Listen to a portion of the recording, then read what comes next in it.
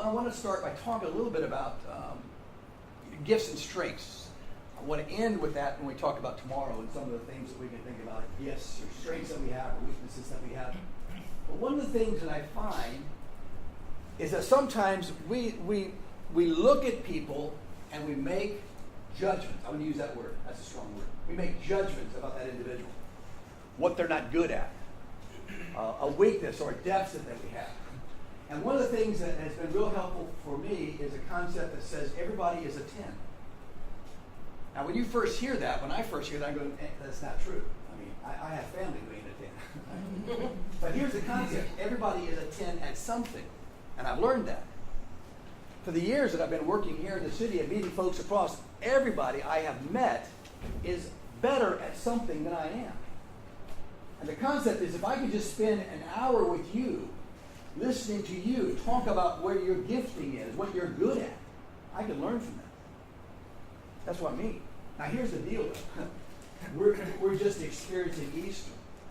And I have 3 grandkids, 2 boys and a girl. I have 3 children, 2 boys and a girl, and I've experienced this phenomenon with each of them. I remember back when we lived in Ensenada, Baja California.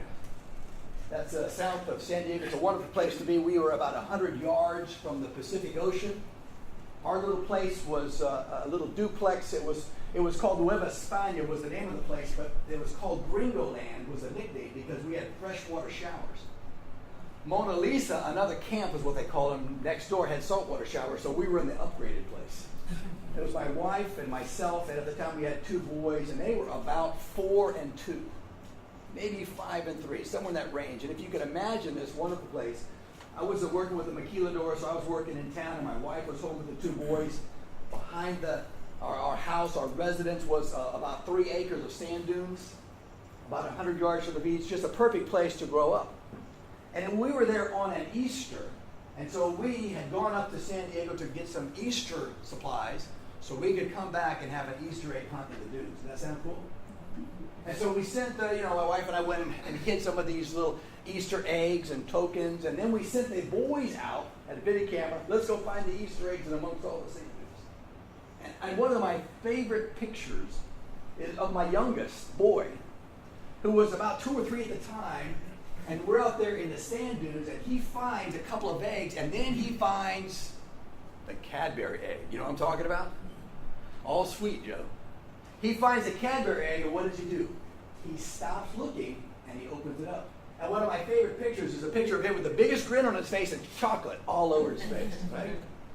Well, I experienced that again with my oldest grandson, 3 years old, little toddler. Their church was putting together a little Easter egg hunt. And so they had all the little toddlers get together and go through the lessons of what Easter is about while all the adults went out and prepared the area. And the area is a grass field. And they took it, they roped off an area that they covered with hay, and they put little toys, little tubes, and other little toddler type of obstacles inside this grass area. And then they hid the eggs. And then if you can imagine 15 or 20 little toddlers coming out with little baskets and bags, and they hit this field where all the eggs are hidden, and what do? They start looking for the eggs. And here's the deal. They find a couple of eggs, 2 or 3, and they're all excited about the eggs, but then what do? They stop looking. They start enjoying the eggs that they have. They start hiding the eggs again. And all the parents are there, and you've been through this. You're going, there's an egg, and you're kicking it with your foot. You're trying to put it up right on top. You're setting it there. Oh, look, there's one. You're trying to point it out. And see, here's in my mind. That's the way we are sometimes. Is that we have gifts. God has given us gifts, strengths, abilities. And He's got them there for us. And what happens is we find a couple of them and then we stop and we become enamored with them and we stop looking. And I can't help but think that He's like us as parents going, wait, there's more. That's the concept.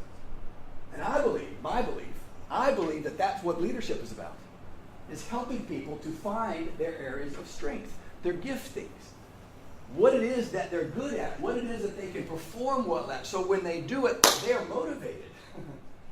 And it helps the team.